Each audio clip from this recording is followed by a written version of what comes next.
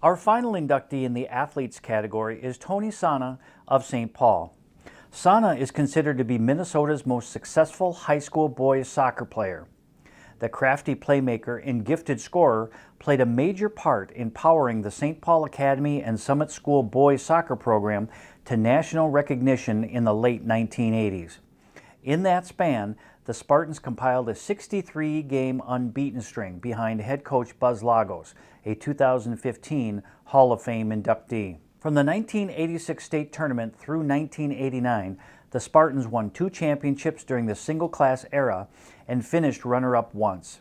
A lot of good days and some special ones that you remember. And like I think my junior year when I really grew and I started to be a force, and we had this preseason tournament. It was kind of like the start of my time, where there was like a fanfare and we had a leadership role, and I had a brand new pair of Pumas, and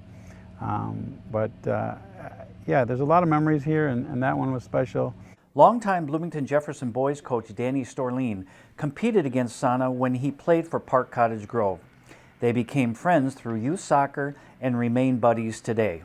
We had played them in the section final at South St. Paul High School and lost 6-0, what would have been my sophomore year, Tony's freshman year. And then we played again in the state semifinals in the Metrodome, in a pretty historic game for us, at least at Park, winning in a shootout there, and pretty fortunate to win that game, and one of the big upsets, I think, in Minnesota boys high school soccer history. It wasn't a given that Sanneh would pursue a soccer path. He was a multi-sport athlete that played basketball and tennis as well.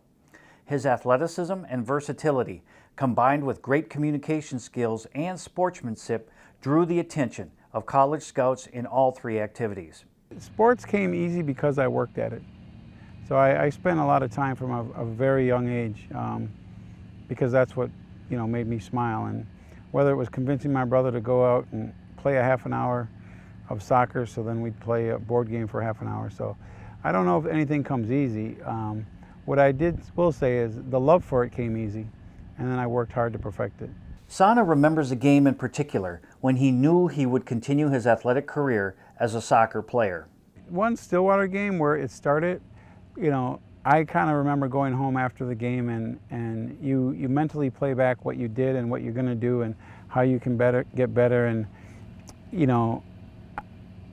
I've never been satisfied with the game, but after that game, I remember I couldn't get the smile off my face because I realized that I could do something special. High school sports is the closest thing to becoming a pro athlete, because when you miss that penalty kick, you got to walk down the halls at school. And it was very important to learn to be a part of a team, and having a school behind you and knowing that you represent more than just 18 guys, you represent a whole school. Sanneh played collegiately at the University of Wisconsin-Milwaukee. He became the school's all-time leading scorer and was selected as an All-American in 1993. His soccer journey continued in 4 professional leagues, including Major League Soccer and in the famed German Bundesliga. As a member of the U.S. national team, Sanneh played 43 international games. During the 2002 FIFA World Cup, he played a starring role for Team USA. Being a professional athlete, you do have pressure to perform, and in the locker room, and your decisions and actions are, affecting the paychecks and the meals of 20 other people in your family. So, I looked at game day as my chance to perform. So the pressure to me was getting up every day and putting in the hard work, when no one was looking. Storleen said it was a thrill to follow Sanneh's career. He is also deeply appreciative of what Sanneh did to help put Minnesota soccer on the map. As he became a professional player and I became a teacher and a coach, I became a fan of his, obviously, and a fan of soccer, and getting the chance to go to Korea and watch him play in the World Cup was as a soccer fan, that's a highlight for me. And I think I went 6 or 7 straight spring breaks to watch him play when he was playing in the Bundesliga. It's a few years for Hertha Berlin and a few years in Nuremberg, so it was certainly, I was happy to be able to go and support him, but even more just as a soccer fan and appreciating all he's done for soccer in Minnesota and around the world. In 2003, he established the Sanneh Foundation. It is an organization to empower youth by supporting and promoting educational attainment through in-school and after-school support. The sports that I played helped me develop a lot of relationships so I could be successful. So we develop healthy relationships in schools, at parks, and at sports camps. We serve over 10,000 kids a year, and really to make this community a healthier place by giving people opportunities to thrive. And the drive to give back is just how I was raised, you know.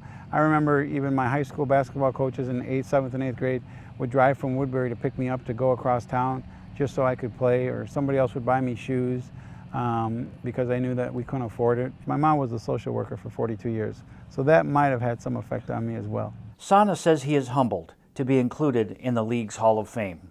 I think the word legacy is, you know, you've left a path special enough that people will use an example to follow.